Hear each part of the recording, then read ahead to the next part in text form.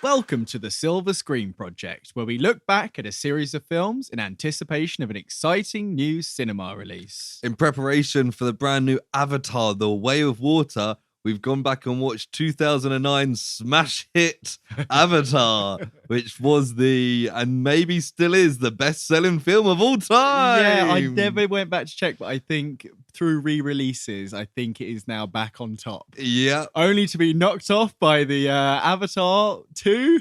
The Way of Water. The Avatar 2.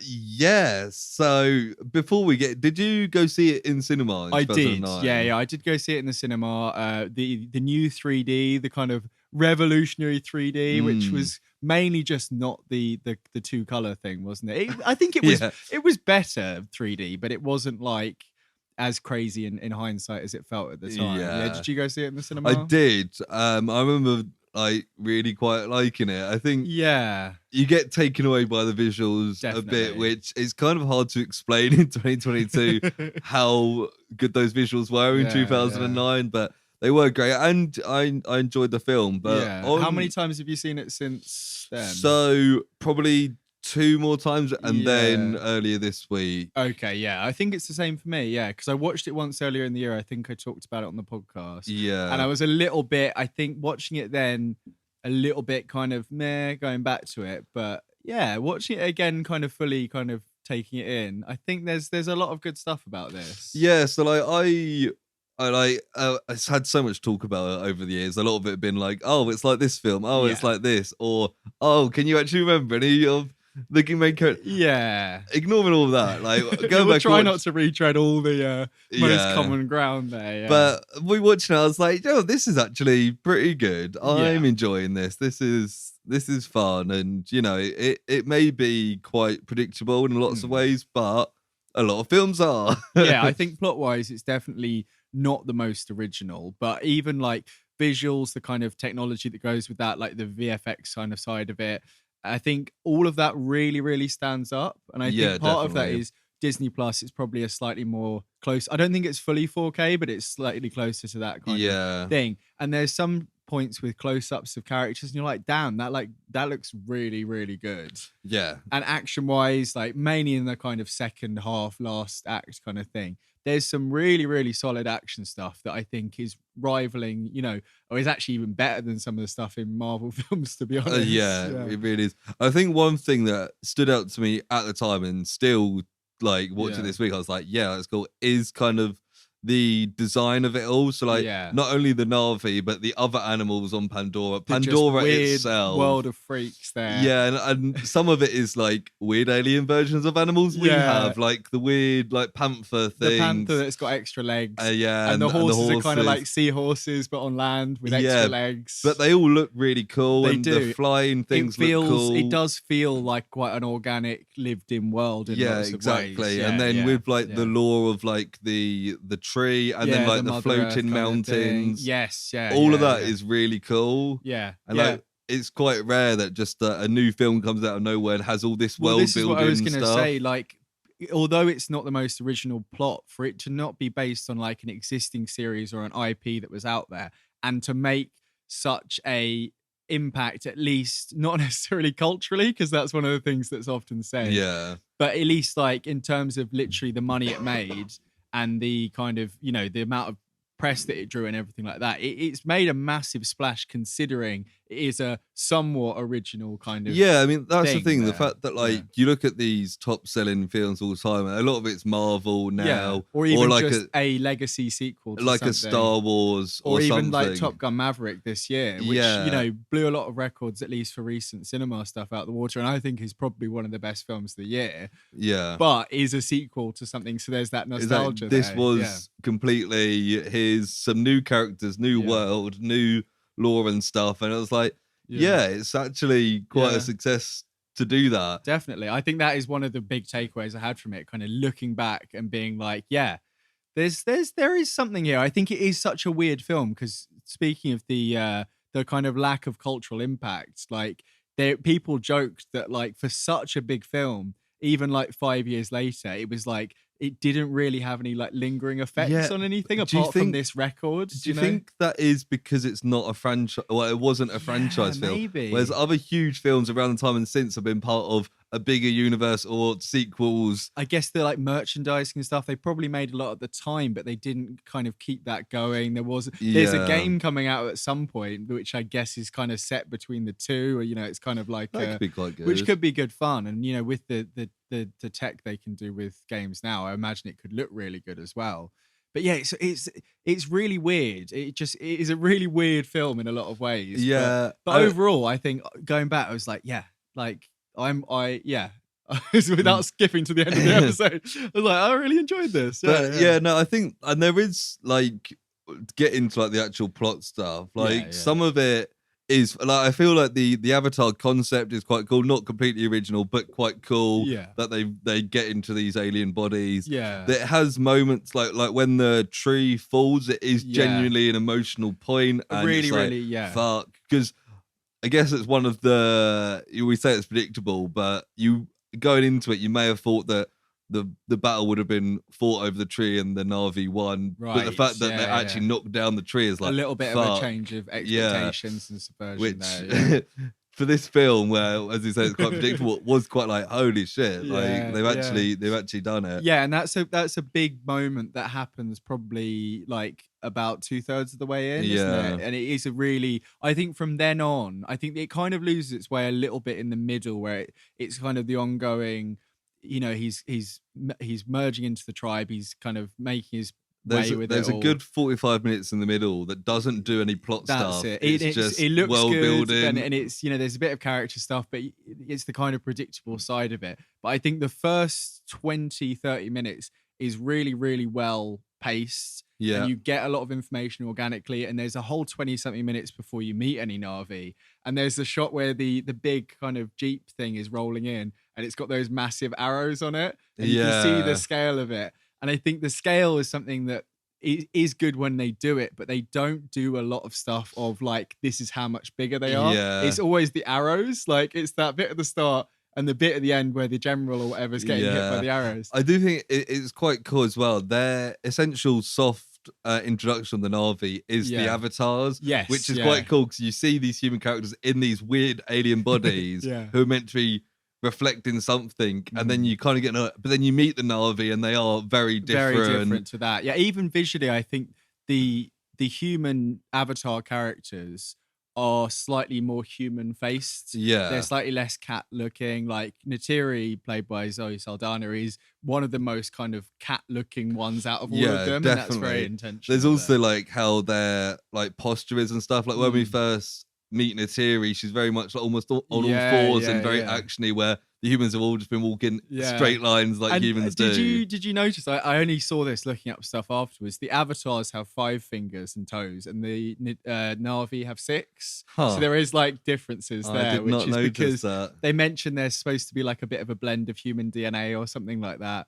Yeah, but yeah, I think that one of my favorite scenes is that first scene where Jake Sully, the character that everyone remembers Jake the name Sully. Of, when he first is the Avatar and he goes out, and it's kind of really quite powerful scene with not just introducing the body, but him being able to walk and feeling the sense of feeling, and he does like the assault course and stuff and running around like playing really basketball, easily. And it's like it's a really good scene because it's not only here's the Na'vi body, but here's a man who's been in a wheelchair for years walking for the first time. I think that whole plot is something that kind of is easy to overlook, and the fact that he has been given this chance to have a body that's even more powerful than his original body. Yeah. And then he gets the offer from the army guy to get his legs back. So he's kind of got it on both sides. And it's quite a kind of, I wouldn't say it's subtle because it's pretty on the nose. He's like he's a guy who's lost the ability to walk and all that. But there is something to that, and I think it is a good aspect of it, and it does kind of add to it all really well.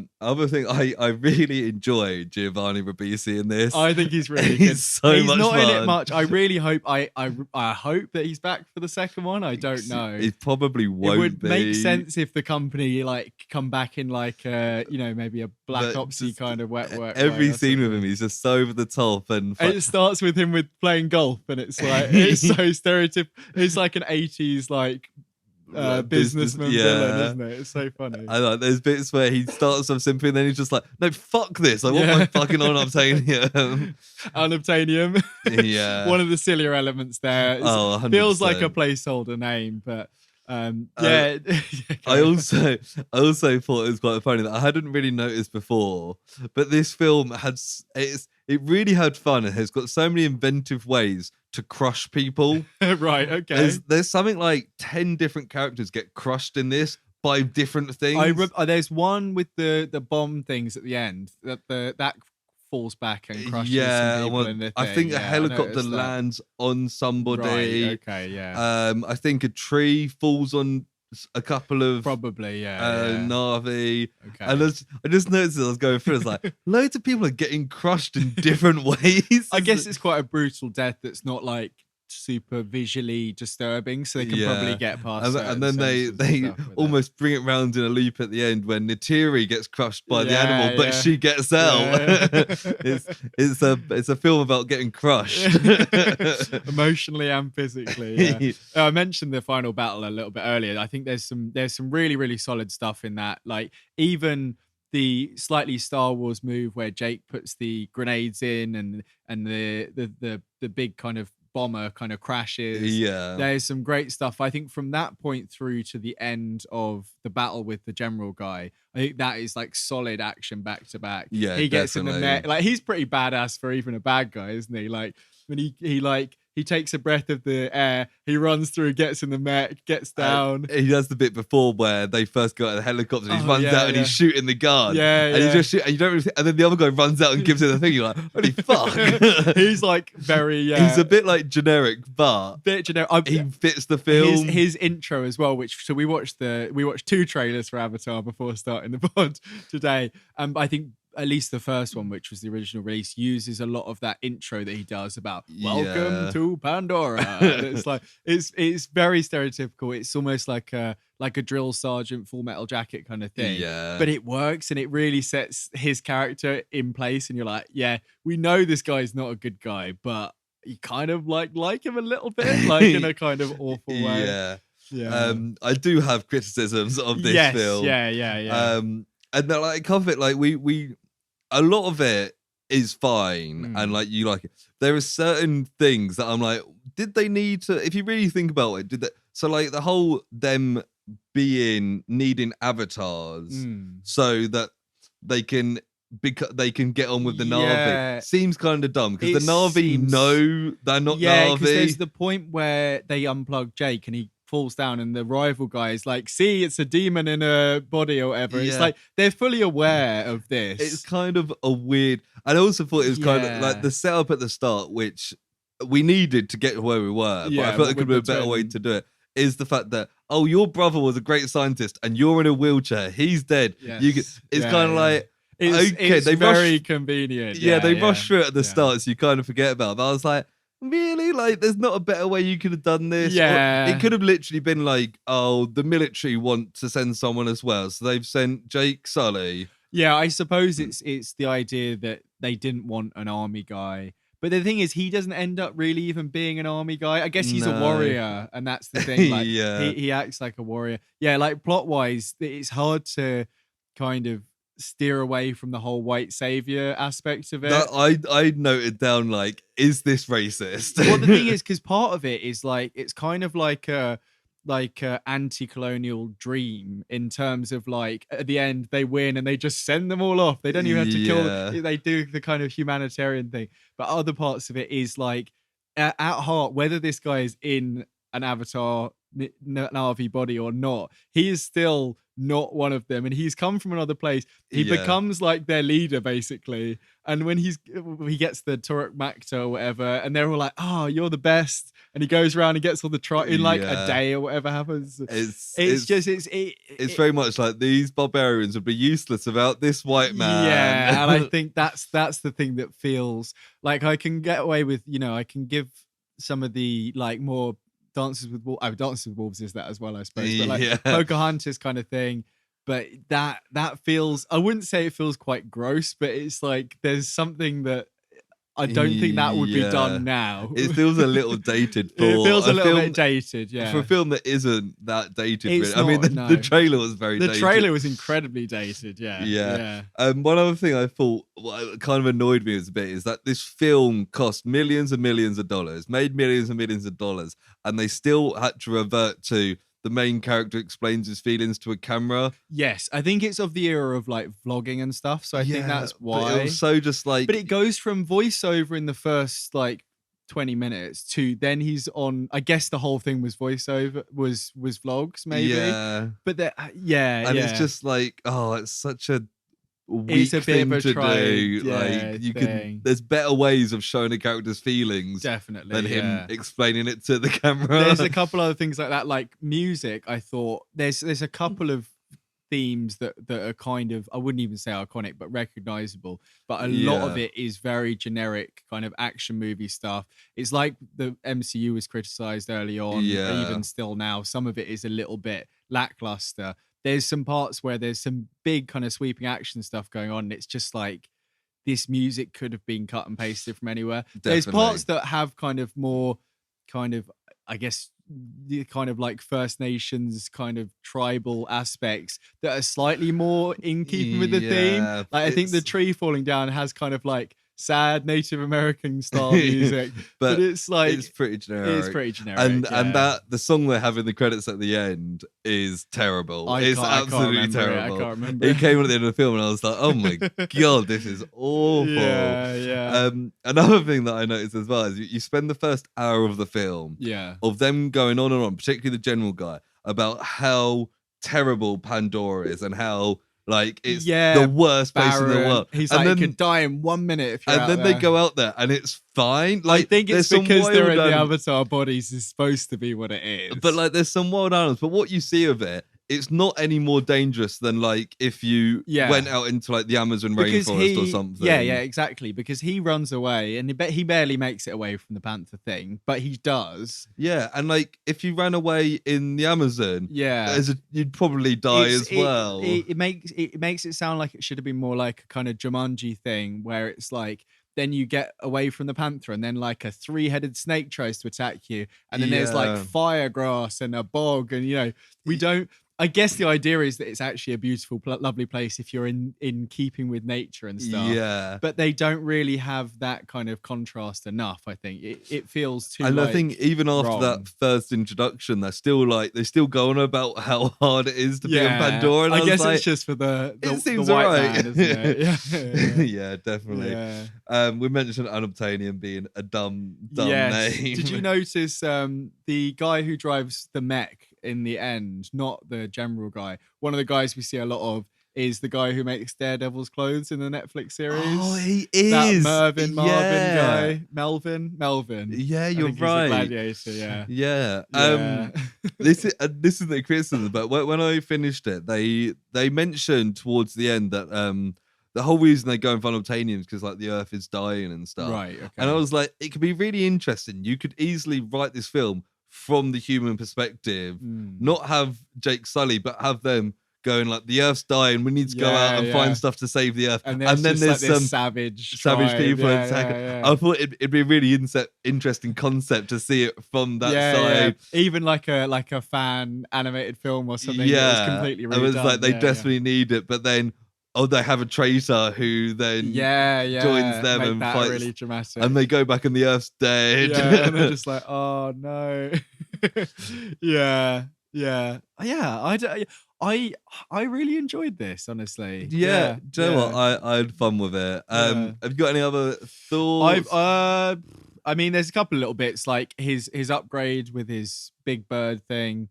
At the end, he's like, well, I don't need that anymore, so I'll get rid of that. I felt sorry for the first bird. I know, I was thinking it's like a soul connection, isn't it? I know. We didn't talk about the weird tail thing. That's been overdone, really, hasn't it? There was a point I noticed where someone dismounts or something, and it unconnects, and you hear a very audible, like, squelch noise, and I was like, I didn't need to put that in there. Yeah. There's the montage in the last battle where, like, 3 of the side characters will die when Michelle Rodriguez goes down in her war paint covered plane. That's a very kind of verging on silly moment where it's like the like sad music. Yeah. And one by one, they're all killed. And Neytiri's like looking around like, war is so bad. Okay. Yeah. And there's the one guy who was going to be the leader, Neytiri's betrothed. Yeah. Who jumps on the back of the thing, takes it, but then like he gets killed because like, I was like, that's such a dumb move. Yeah. But such a why are you doing that? His bow breaks. And he's like hitting people, and like it's quite a cool bit, but like you're obviously gonna die. Obviously, yeah. He doesn't even go down like he goes down swinging, but he doesn't. Then Jake comes in with like 5 grenades, and it's like, yeah. And they get saved by Mother Nature. Kind of dumb. Like I like that there's everything. I liked all the animals turning up. That's what I mean, but it's kind of like, why weren't they there earlier? It's just like for plot reasons. Because he went and spoke to. Yes, but how long is it? Ewa. Awa. Not Yahweh. That's what I keep thinking. No, that's it for that. You got some trivia. I've got one bit of trivia, which is trivia that we've had before, and at least 2 other things. And once again, is something I noticed and had to look up, and that is most of the animal noises heard in this movie are recycled from dinosaur noises from Jurassic Park, notably the T-Rex and the raptors. And I heard, I can't remember what it was. I think it might have been the panther thing, made a noise, and I was like, that's from fucking Jurassic Park. And I looked up because we've had that before. We've had it at least twice. Yeah, because I think it was the episode of the Clone Wars. Yeah. Has it. And then there was another animated thing we watched. Who knows? Yeah, no. I know the worm in Tremors, one of that, the weird thing Tremors, had it. The dog thing. Yeah. And I was like, it's so weird that keeps, they must just be free to use. Yeah. But yeah, that was it. Okay. Yeah, I've got one which is just kind of a little funny thing that I came across.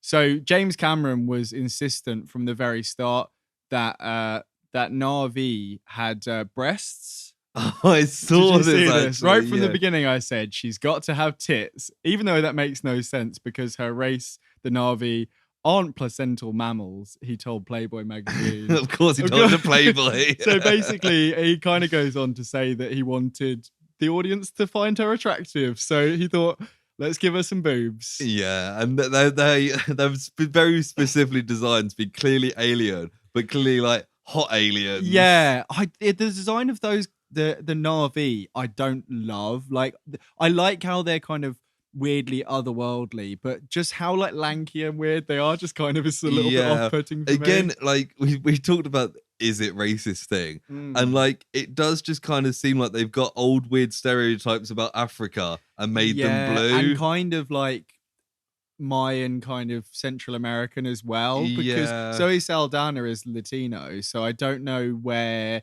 it's just kind of all non-white cultures kind of mixed together, isn't it? That leader guy who's the betrothed guy very much just seems like an African tribe leader in an old film, and the parents even with the hair and everything. That's it, and the parents feel like that as well. And the Jigsaw,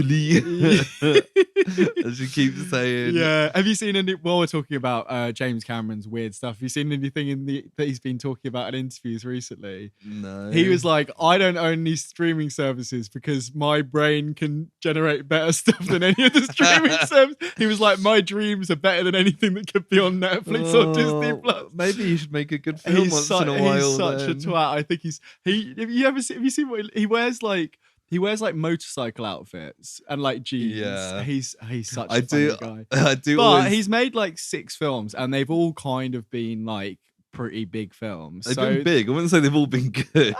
I mean, I think his track record's pretty good. I think Terminator, Aliens, and Terminator 2 are good. I mean, Titanic, I think, is good for what it is. Titanic. I don't. Okay. When they did Titanic 2, we'll come back and go. I do always think of James Cameron, that episode of South Park where he goes and raises the bar for Hollywood and they're like, why is James Cameron doing this? And it's the whole James Cameron doesn't do what James Cameron does for James Cameron. James Cameron does what James Cameron does because he is James Cameron. Yeah.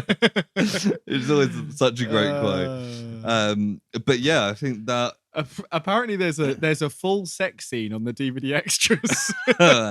Excellent. Zoe Saldana said, if you sink to your banshee and you're sinking to a tree, why not sink into a person? I almost feel like you'll have the most amazing orgasm, I guess. On that note, that brings us to the end of the Silver Screen Project, talking about Avatar. We had fun with it. Join us next time when we talk about Avatar: The Way of Water.